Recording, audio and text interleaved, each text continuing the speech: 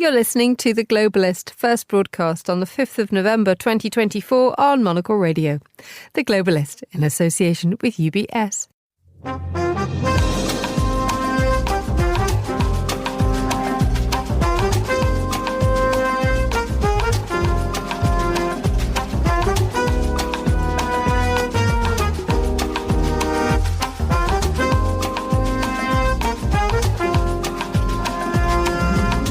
Live from London, this is The Globalist with me, Emma Nelson. A very warm welcome to today's programme. Coming up, US presidential election day arrives. A nation and indeed the world braces itself to find out which direction America will take.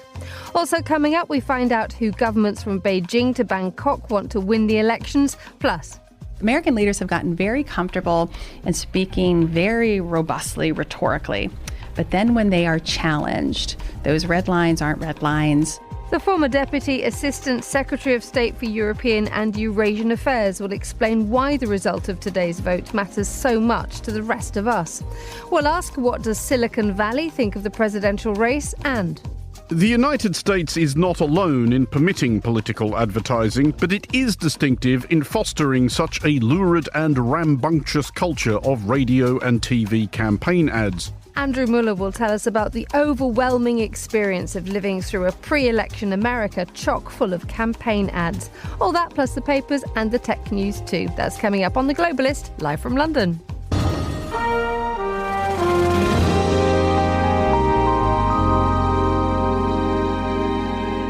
First, a look at what else is happening in today's news. Workers at Boeing have voted to accept an offer of a 38% pay rise and have ended their strike. The US has urged Israel to increase the amount of humanitarian aid allowed to reach people living in Gaza, and extremely heavy rain has caused yet further flooding in Spain. Stay tuned to Monocle Radio throughout the day for more on these stories. But first, the cover of this week's New Yorker has it summed up. The Statue of Liberty, balanced by a stick, tries her best to walk a tightrope over America. It feels like the US future is walking a high wire as today's presidential election determines which direction America will adopt for the next 4 years and whether it will stay on its feet and make it or plummet. This is an election like no other, with the Republican candidate Donald Trump becoming the first president to be convicted of felony crimes, and Kamala Harris, who would be the first woman of colour to be in the White House, but also to have run the shortest election campaign in US history. The campaigning is now over. The voting begins. More than 80 million votes have already been cast, suggesting a high turnout is going to be on the cards. Well, Chris Lord is our US editor, and he sent us this report about boarding up in DC. At the old Ebbert's Grill, a hack's favourite apparently, I overhear a woman at the bar say that there are police stationed on every corner of downtown Washington, DC. It's true. The capital of America looks much changed tonight. I see cranes dropping concrete barriers into place around the grand old buildings near Pennsylvania Avenue. Walking DC's autumnal streets, strewn with stray leaves but bare without the tourists, I come across people working through the night to erect protective wooden beams and barricades in front of glass office buildings. There are metal grates protecting the genteel homes, ornate shop fronts and old delis. The most famous neighbourhood in the land is being fortified. No one wants to be caught off guard, just in case the candidate loses and his supporters take to the streets in anger, just in case he wins and those who can't stomach 4 more years of Donald Trump as president take to the streets in anger. I've lived in America for 3 years and never seen the place as tense or as ragged as this. The events of January 6th, 2021 loom large, of course, but not for generations has an election been so touched by violence or the potential for violence to come. So the precautions make sense tonight. Nevertheless, it is tough to see a city and a nation that once took the peaceful transition of power as a given, for granted even, now having to put on its suit of armour for something so simple as Election Day. That was our US editor, Chris Lord, in Washington, D.C. They're talking about a capital bracing itself for whatever may happen in the next few hours and days. Well, to tell us more about what we can expect, I'm joined now by Natasha Linstead, who's Professor of Government at the University of Essex. Good morning. Welcome back, Natasha. Good morning. Have we ever seen an election this close and this tense? No, and honestly, listening to the report, it was just really sad because we never have had to deal with the threat of violence that if Kamala Harris wins, and I really don't think there will be any violence if Trump wins on the other side. There'll be all kinds of protests taking place, of course, but there's a real genuine concern that there will be violence if Harris wins, and not maybe at DC, but maybe at other state capitals, and this is something that happens in more newer democracies. In developing countries, you might see violence during election day. The U.S. has never had this kind of thing because we've never been this polarized. And of course, as you mentioned, it's never been this close. It's not that close in every single state, but in the key swing states, we just haven't seen much movement in the polls. And there hasn't really been a poll that's moved outside of the margin of error. So there's really no guarantees. And that's going to be really, really problematic because Trump is already saying to his supporters that he's going to win, that he's won, that he has this in the bag.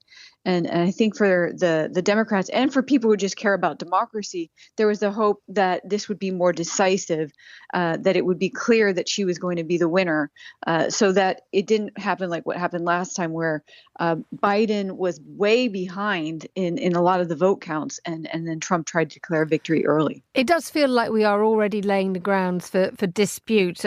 Many commentators this morning are suggesting that, the lawyers are just about to roll up their sleeves and get going. But I mean, talking about what Donald Trump has said of the power of his rhetoric, I mean, he's been saying that yesterday he said things will get nasty, although he didn't say how. And there was a sort of half-joking commentary saying that the Trump rigged election barometer is coming into existence. The more he says the election is rigged in advance of the poll itself, the more worried he is about defeat.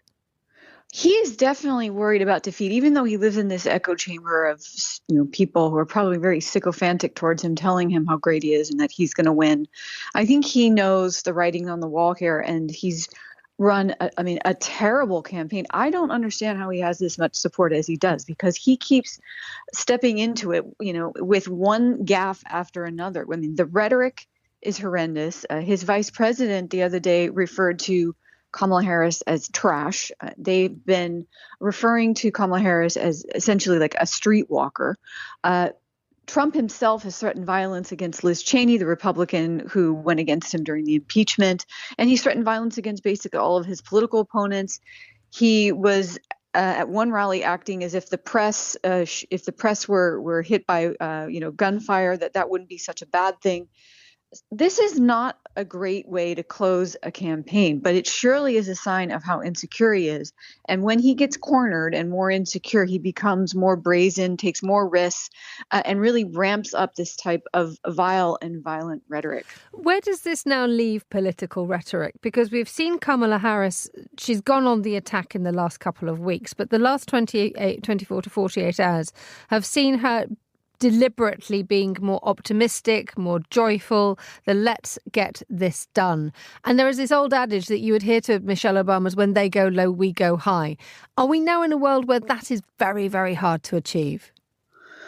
We are, and the truth is American politics was pretty ugly even before Trump. The campaigns were always kind of dirty. I mean, nothing like this, nothing even that compares to this. But that's just, unfortunately, a very sad and negative aspect of American politics. I think, to your point about Kamala Harris focusing on positivity, that's a sign that I think her campaign feels good about things, that she doesn't have to go on the offensive. She can show the U.S. who she is. Her last campaign didn't even mention Trump. Her last campaign ad, I should say, didn't even mention Trump at all. Was just talking about how she cares about the American public and what she's planning on doing and how she's going to help people.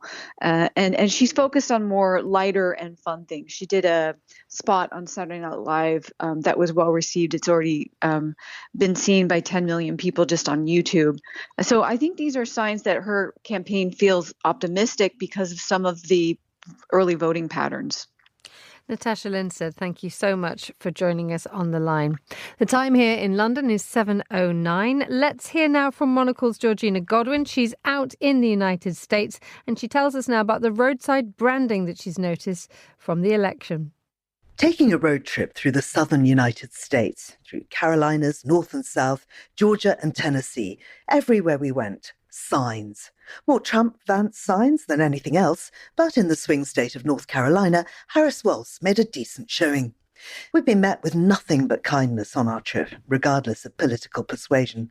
And I've realised that though the people pushing lies about a prosperous future under Trump may be malign, those who believe are not necessarily so. The messages, so boiled down, so reduced to one-line bread-and-butter issues, make sense if that's all the information received, if voters are told unequivocally that any future under a black female Democratic president would be infinitely worse than the Trump alternative, then the decision to vote red would seem logical. But those are not the only signs. After the real estate agents and the personal injury lawyers, Jesus loves us. And Jesus loves us in an infinite amount of ways, from Baptist to Protestant, missionary to Methodist, Catholics to Episcopalian. It's a wonder in these rural areas that any of these churches can garner enough support to survive. But I guess Jesus provides. The opposing parties will be praying he does the same for them in the vote today. The most fanciful sign I saw was, if Jesus could vote, he'd vote for Donald Trump. But the best, even for a non-believer like me, had to be, whoever becomes president, Jesus is king. And if taking time to read that sign gives you whiplash, well, you know a lawyer is just a phone call away. For Monocle, in the Smoky Mountains of Tennessee, I'm Georgina Godwin. Thank you very much indeed for that, Georgina. And this time tomorrow, we will be live in Washington for the latest updates. The Monocle Radio team is out there to bring us the first results of what, in probably all likelihood, is going to take quite a little time. You're listening to Monocle Radio.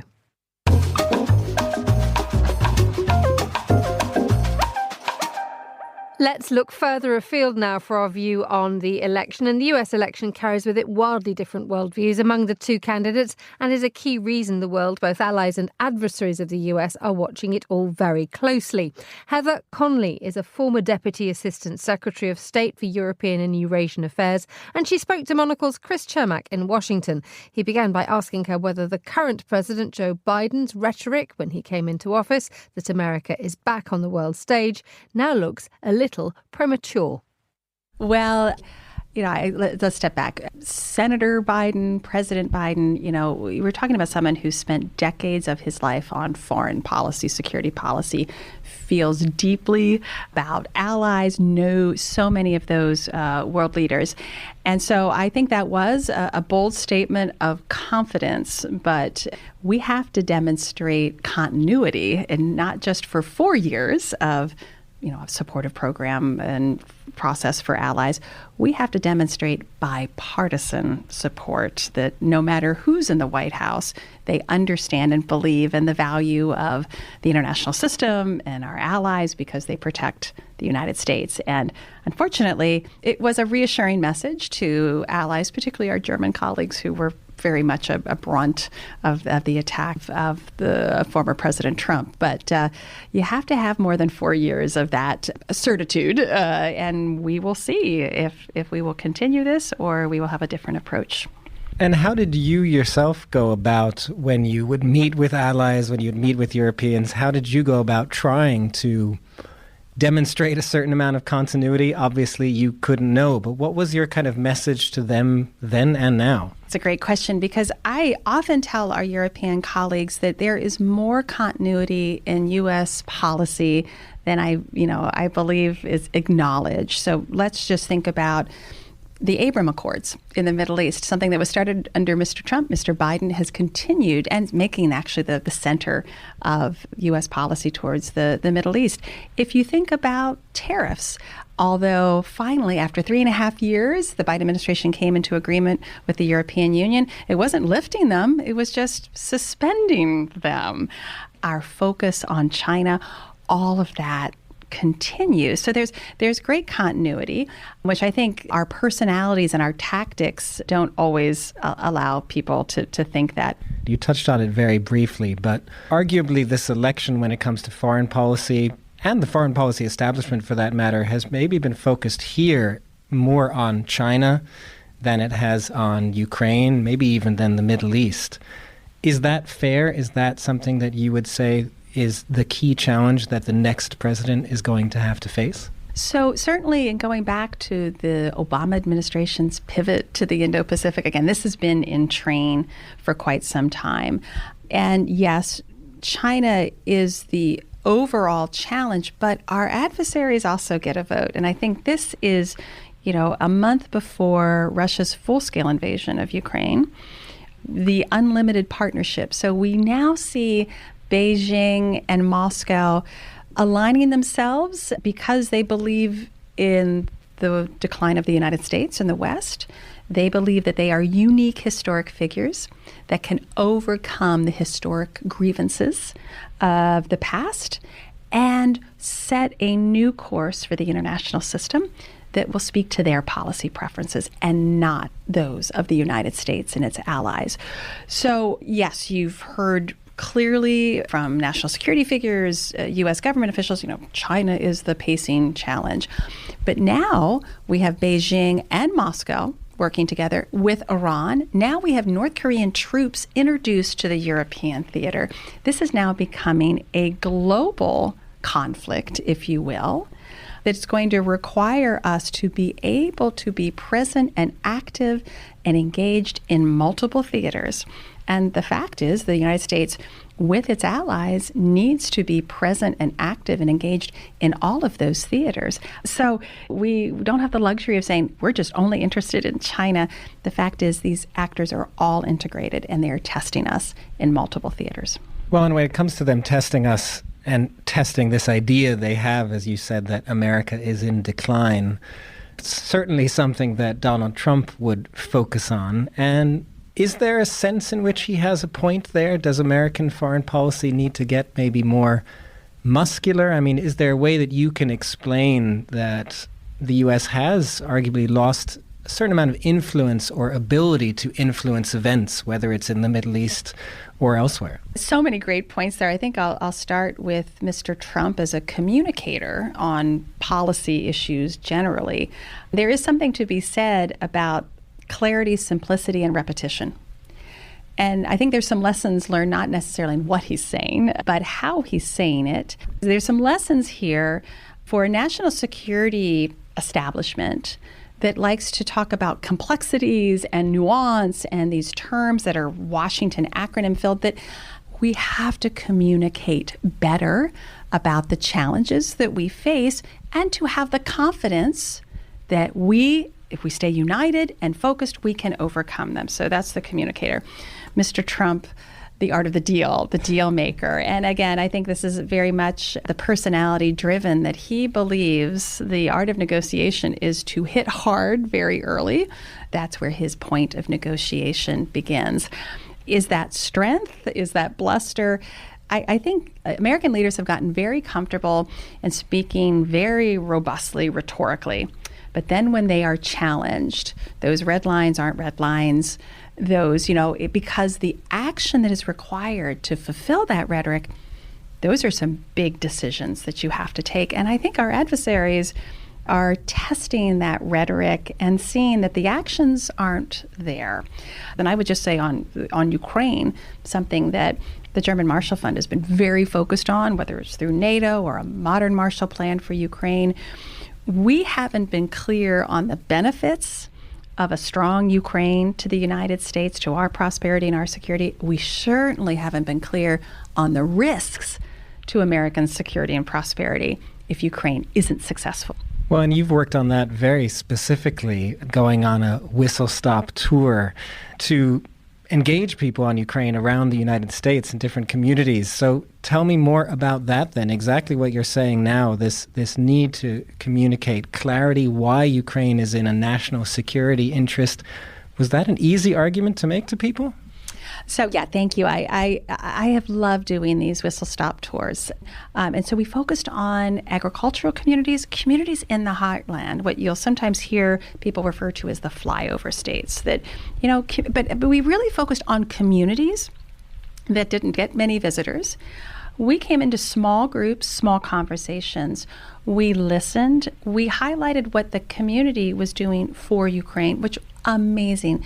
Humanitarian, medical, working with the diaspora, former U.S. veterans helping the Ukrainian military. It was amazing. We wanted to lift those voices up, but we wanted to have a conversation to say, this is what I think is important. What's important to you? This is the risks that we see if Ukraine isn't successful. Let's think that through. And we got tough questions. What about China? What about the border? What about our debt? Great questions. And we always honor tough questions. And at the end of the conversation, even the hardest questions, people said, you gave me something to think about. That's the best answer. We have to listen and reflect and think. Because, when you go to the ballot box, you got to think, what are the consequences of this? And that was Heather Conley in conversation with Monocle's Chris Chermak in Washington, D.C. You're listening to The Globalist, still to come. The left called us fail of São Paulo, falha de São Paulo. And the right called us foice de São Paulo, like the symbol of the Communist Party. So I think we are doing something right. We'll hear from the editor-in-chief of one of Brazil's leading newspapers a little later on today's programme. Stay with us. UBS has over 900 investment analysts from over 100 different countries. Over 900 of the sharpest minds and freshest thinkers in the world of finance today. To find out how we could help you, contact us at ubs.com.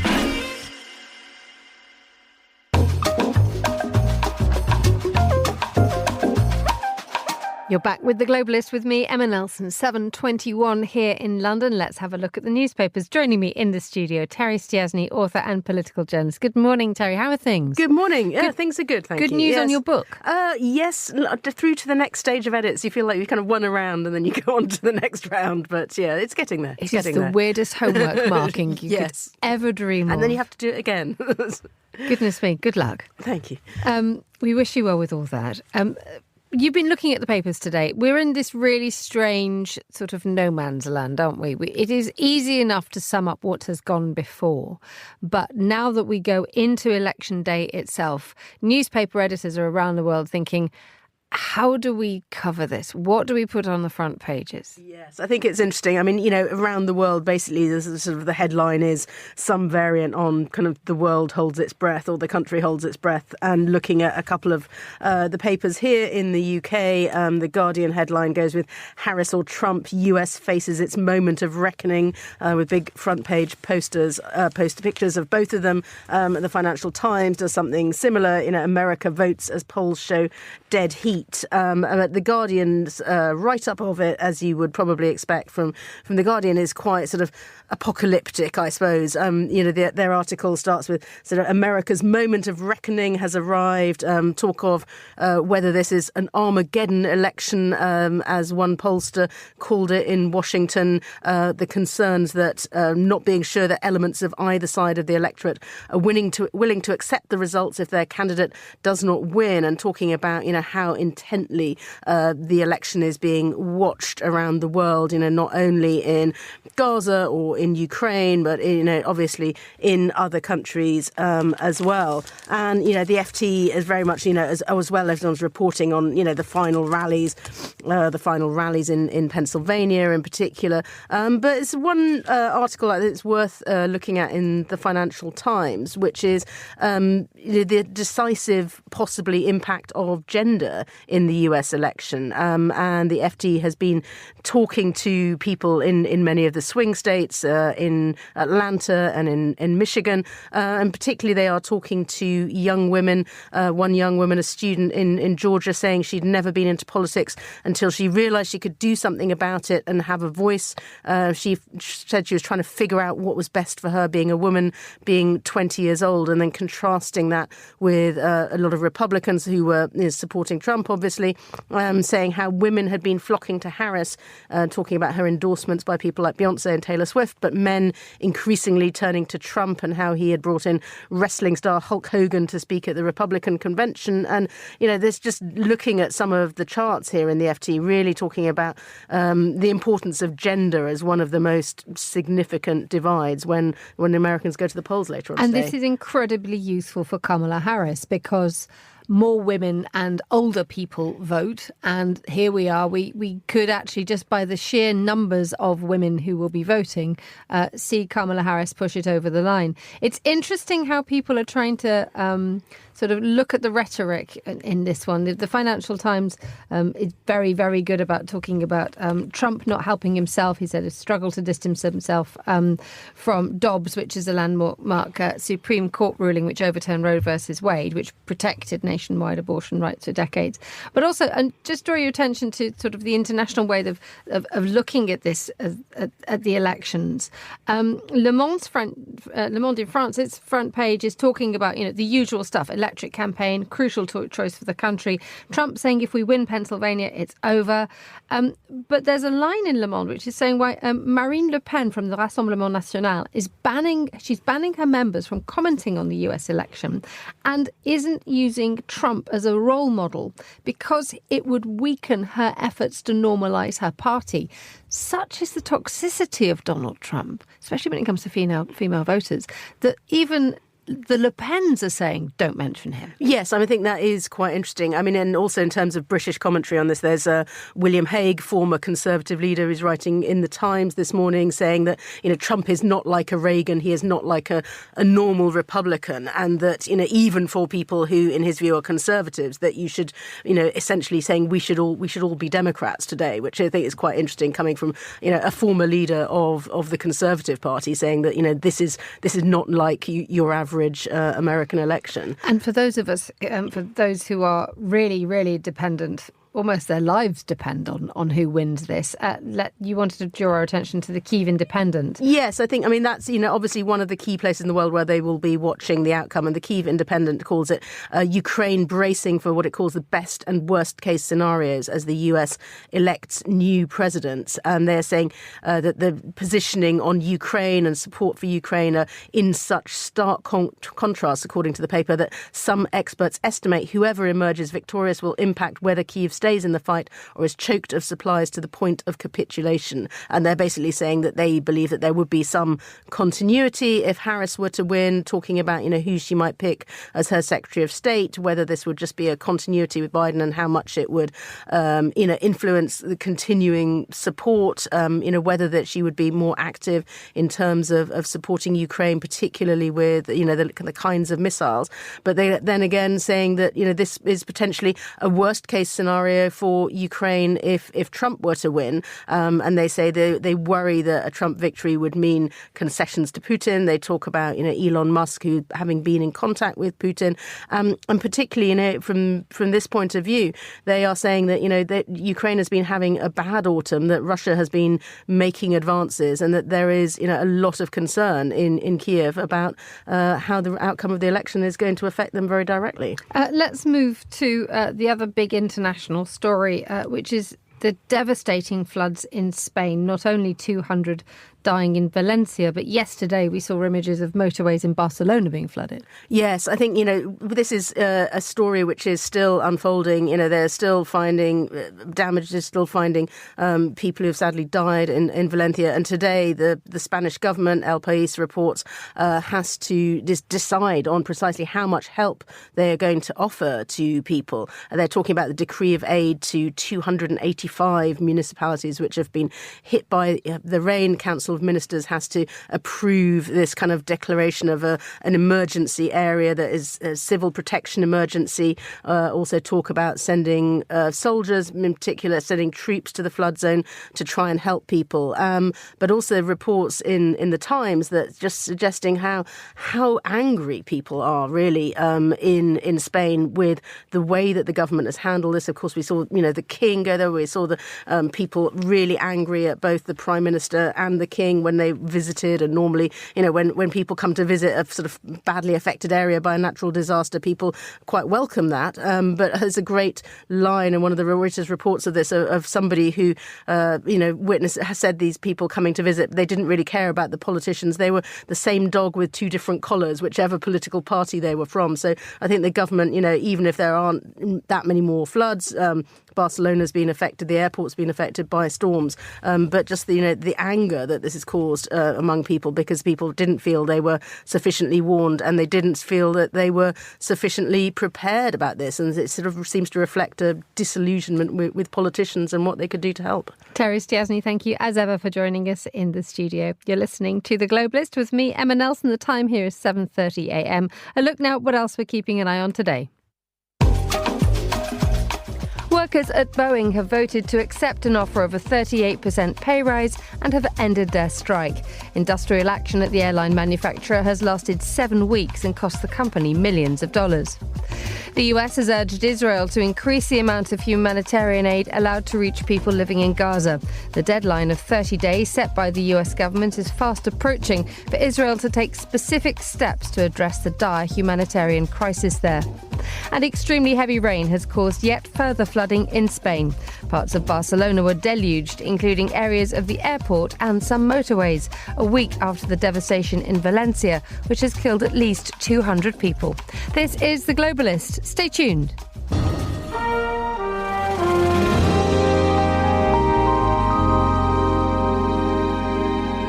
Now let's take a look at the way the US presidential election is being monitored in the Asia-Pacific region, with those nations which feel threatened by China hoping for the next incumbent of the White House to continue to offer their military support. Beijing itself will be preparing for a second Trump term or the first Harris administration. Well, I'm joined now by James Chambers, who's Monocle's Asia editor based in Bangkok. Good afternoon, James.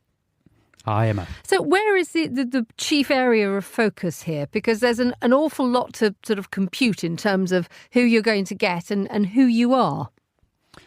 I guess, the first point to make is Asia is a very big place, as you mentioned. So it all depends who you are. And so every country is going to have a very different viewpoint on the next US president.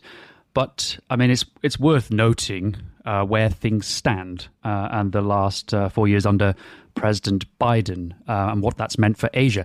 I don't think, honestly, that he's been a very good president for Asia, and there'll be many countries here that actually miss him. He didn't seem to pay much interest in the region. He rarely came to any of the big gatherings here. And if you look at his flagship policy towards China, it was very much about containment. Trying to block China's rise to make sure the US stays at number one. And I think a lot of the countries, particularly in Southeast Asia, who don't want to have to pick sides, that message just didn't go down very well with them. And I think you'll see in the messaging from America that has to have changed now. We'll probably hear less talk about containment and back to the kind of the competition. That'll be the C word for the next 4 years. So in a way, a new president, it will be better. But I guess choosing between Trump and Harris, you'd have to say that Harris would be the preferred candidate because she has been the one who's been sent over here by Biden when he hasn't either been able to travel or wanted to travel. And she has got some South Asian heritage. So I think she's a bit more engaged in the issues over here. She's talked and met a lot more of the leaders than Biden has. And she's already, in her language about China, a lot less confrontational. She's talking about the importance of competing with China, but I think they'll be dialing down the rhetoric about any kind of war. The interesting thing that you mentioned there, though, is the fact that Biden and his distancing or his engagement or lack thereof doesn't take away from the fact that the Philippines, South Korea, Japan, Taiwan are incredibly dependent at so many levels on Washington, not least because of security. Yes, that's the thing. If you're a country that can afford to choose between the US and China, or actually be friends with both, then you're not actually that bothered. You can just adapt a bit, like Thailand will be able to adapt, and Indonesia will be able to adapt. But there is a list of countries that have no choice, and as you said, Taiwan, Philippines, South Korea, Japan, they are very much on the US side, and their security is tied up with US defense and the White House's policy to this part of the world. So in those countries, they'll be feeling, very nervous because, if you take Taiwan in particular, Donald Trump has already been name-dropping that country during the campaign and basically saying that if they want American protection, they're going to have to pay for it. And he's obviously a bit cheesed off because he's saying that they've stolen America's semiconductor business. So we'll be going back to the kind of transactional Trump years when he sees the US defense pacts with these key countries as a deal. And if the Philippines or South Korea and Japan want the US on their side, then they're going to have to show more, pay more for that. So if I was someone in those countries, yes, I would be very nervous about another Trump presidency, especially in places like the Philippines, because under the new President Marcos, he's done everything in his power to make the White House happy, and he's become America's potentially best friend in this region.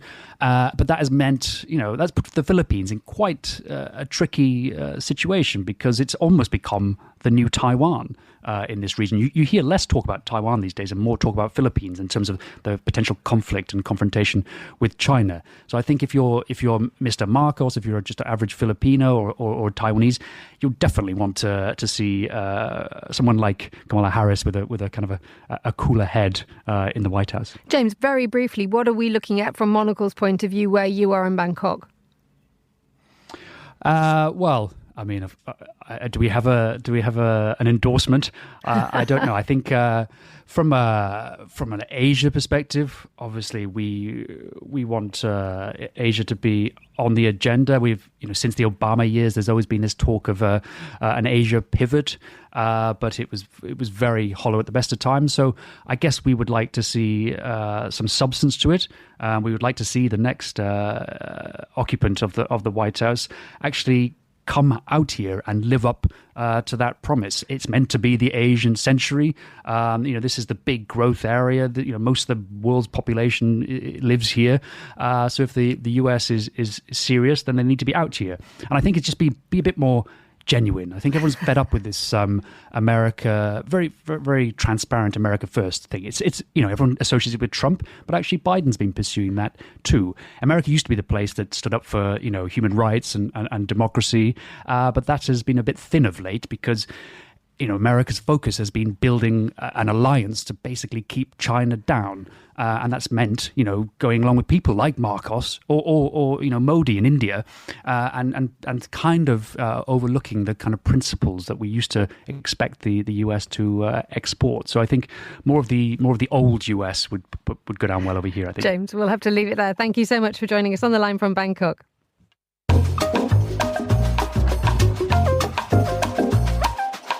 Now, in this election campaign, more than any other, American voters have been subject to a merciless onslaught of broadcast advertising, which most of the democratic world would regard as somewhere between strange and inexplicable. Monocle's Andrew Mueller discovers not without reason.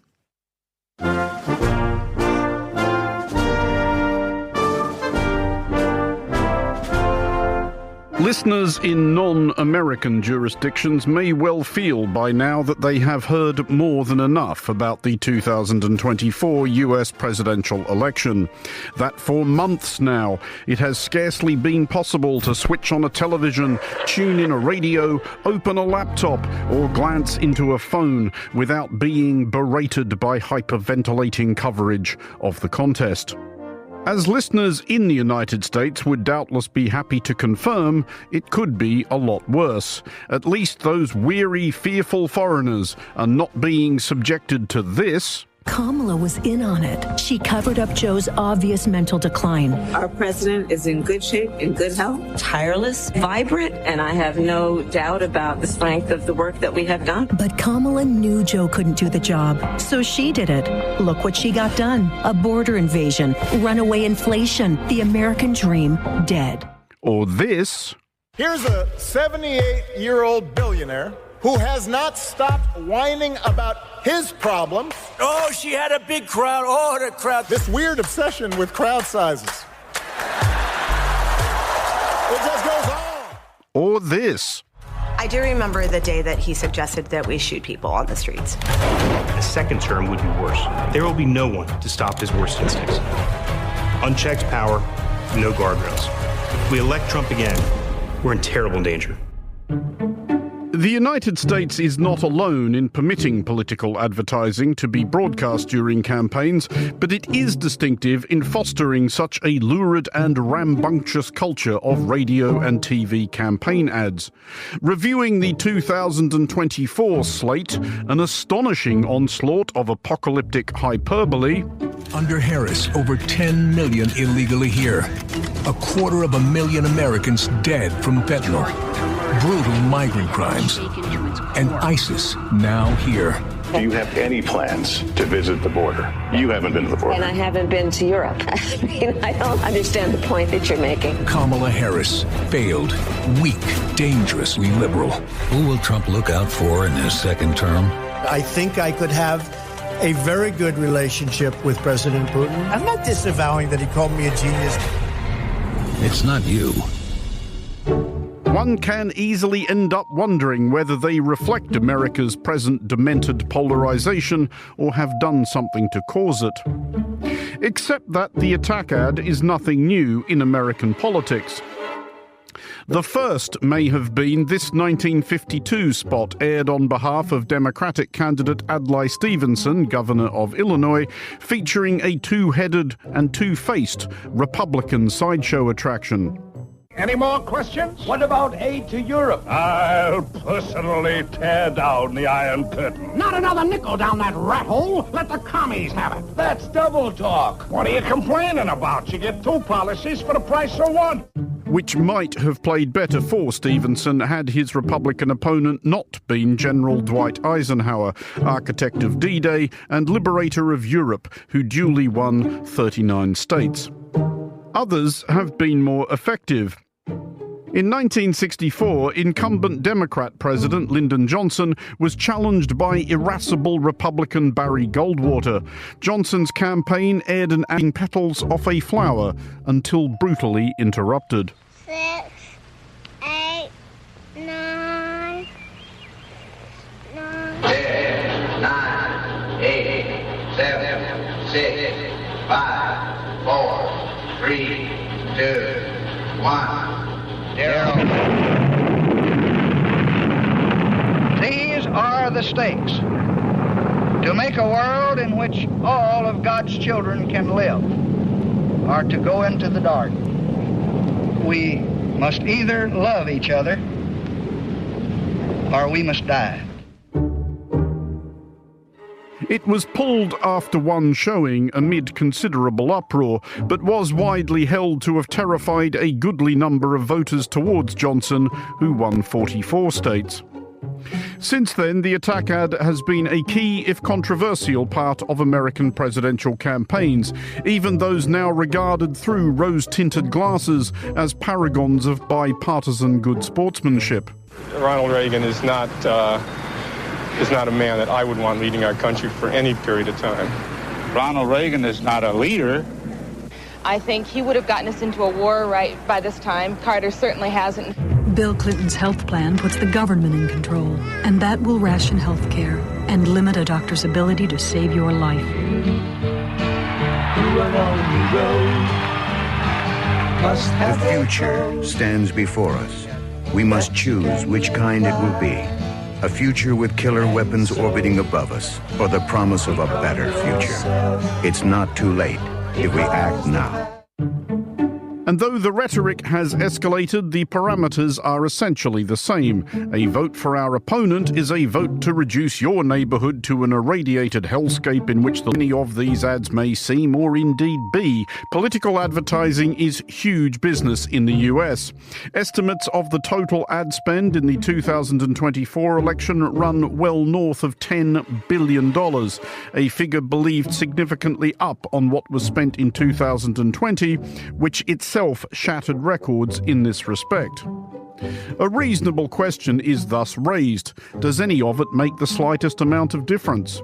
Has an attack ad, has any political ad, ever shifted a single vote? An old joke in advertising circles tells of the business which is sure half their ad budget is wasted, they just don't know which half. Hilariously, most research into the effectiveness of political ads has returned a similarly nonplussed conclusion. A recent study by Boffins at the American Political Science Review yielded the revelation that, broadly, nobody really knows what works or why. That being the case, there is little that the mercilessly bombarded viewer or listener can do other than try to enjoy it, and some of the 2024 vintage have verged on the amusing. This one, from the campaign of Democratic Congressman Eric Swalwell of the California 14th, featured a fake Donald Trump, but real Donald Trump quotes. Then a friend told us there was somewhere he could get the help he so desperately needed, called A Place for Trump. Person, woman, man, camera, TV.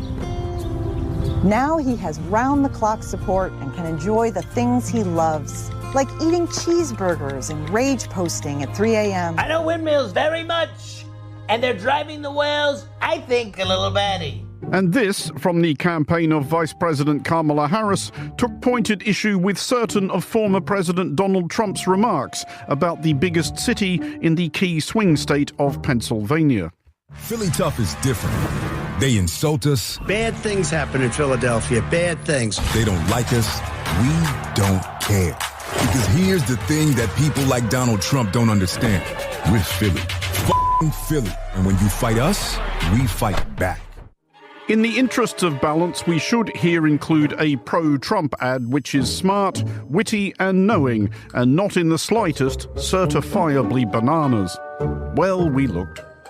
Think Kamala Harris is bad. Meet Tim Walz, the Manchurian candidate. Walz got married on the Tiananmen Square anniversary and visited China 30 times, including his honeymoon.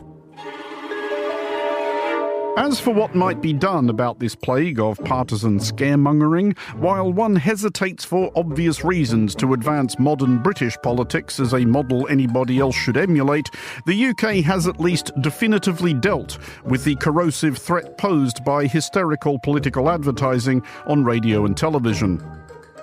There isn't any.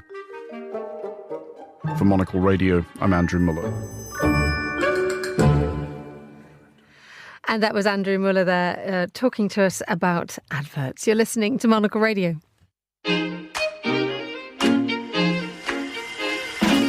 UBS is a global financial services firm with over 150 years of heritage. Built on the unique dedication of our people, we bring fresh thinking and perspective to our work. We know that it takes a marriage of intelligence and heart to create lasting value for our clients. It's about having the right ideas, of course, but also about having one of the most accomplished systems and an unrivaled network of global experts. That's why at UBS, we pride ourselves on thinking smarter to make a real difference. Tune in to The Bulletin with UBS every week for the latest insights and opinions from UBS all around the world.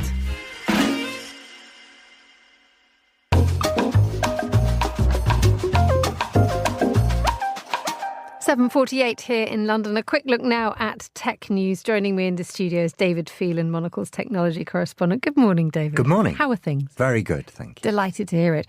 How's Silicon Valley feeling about today? Well, I think, a lot of America, it's pretty divided about it. I think a lot of companies like the idea of a tougher stance on China from Trump, although Biden has been pretty tough as well. And as we know, recently Trump talked about having a phone call from Apple CEO Tim Cook. I suspect Cook, who is, an amazing diplomat. I'm sure there's a career in the diplomatic service awaiting him after Apple. He will have spoken to Harris as well, and I'm sure Trump only mentioned it to burnish his own credentials. Yes, the complaint was made about the European Union by Tim Cook. Yes, certainly Apple has had issues with the European Union. It has to have its own software for the iPhone in the EU so that it's more open to competitors. And they've got to pay $14 billion to Ireland in unpaid taxes. years, but they knew that was going to happen. We're all like everybody else. They're adopting the brace position. Yes. Let's see what happens when we land. OK, you've brought things in. I love it when David comes in because he brings stuff. And that's very pretty. And usually it's very pretty stuff. And he's got a very pretty camera. This is the Fujifilm XM5. You can see it looks like a traditional film camera. It's a really handsome, small, compact digital camera, 26 megapixel sensor. Fujifilm has had a huge success with its Fujifilm X series, especially the X100 VI, X100 which has come out recently. And this is an affordable interchangeable lens version, and it is very nice in the hands. It's very easy to use, and it takes great photographs. It's an absolute thing of beauty. It has that weight to it that you know that something that is really thought through has in your hands. And for someone who's got pretty small hands, this is actually rather wonderful. But you could just tell who's this actually being aimed at. I mean, guess what? We're a month before Christmas, but is this aimed at a happy amateur who wants to rediscover the utterly tactile joy that I'm experiencing at the moment? Exactly, yes. Someone who's taking great pictures on their phone, but they realise that a flat piece of glass is not as ergonomically successful as what you're just handling now. And for less than £1,000, €1,000, can get this in one unit. What's the market like for that kind of thing at the moment? I mean, I would imagine it's probably quite competitive. It's definitely competitive, but someone like Fujifilm, who used to make point-and-click cameras, completely changed their model, and they are very, very successful in this area. OK, you brought another thing. This is the first colour Kindle. Some people didn't know that e-book readers didn't have colour screens, but this one does, and I put a graphic novel on there because that shows the benefit of it. If you're just reading a regular book, it looks exactly the same, although it's especially it's a great size and weight in the hand. It does cost a bit more for the beauty of the colour, but it lifts everything, including if you're making notes in a book by highlighting. The highlights are in colour now as well. I never knew that David Phelan liked sort of the mean, gritty streets of New York as his graphic novels. That's The Watchmen, a very celebrated graphic novel. And are we a fan? Oh, yes, definitely. Oh, really? Yeah. The things we learn. So when you brought this in and you said, oh, here's a Kindle, I sort of went, is that still a thing? Yes, very, very much so. In fact, in the last few years, there's been a big uptick in sales, including more towards Gen Z users. Amazon thinks it's because people want to escape from a multitasking device into one that just does a thing that you can get lost in. You can just read a book, you don't get notifications coming in all the time, and you can get on with the joy of the novel. Here's the old-fashioned lady in me going, what about a book? But it is interesting, actually, that thing that you talked about there, that you don't get distracted by notifications. No, indeed. You just get immersed in whatever you're reading. Would you recommend this? I think it's fantastic, yes. There is also a new Paperwhite, a new monochrome Kindle that's just come out. Amazon's just re-released 4 new Kindles, and they are all at their top of their game. David Phelan, thank you so much for joining us, and you've just given us our Christmas shopping list. Thank you for that. You're listening to The Globalist on Monocle Radio.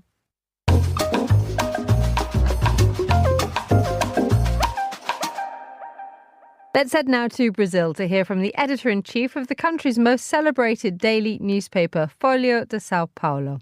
Sergio Dávila was also a former Washington correspondent for the publication. He stopped by Midori House on a recent visit to London and caught up with Monocle's Fernanda Augusta Pacheco to talk about how Folha is covering the US elections and his paper's take on endorsing candidates.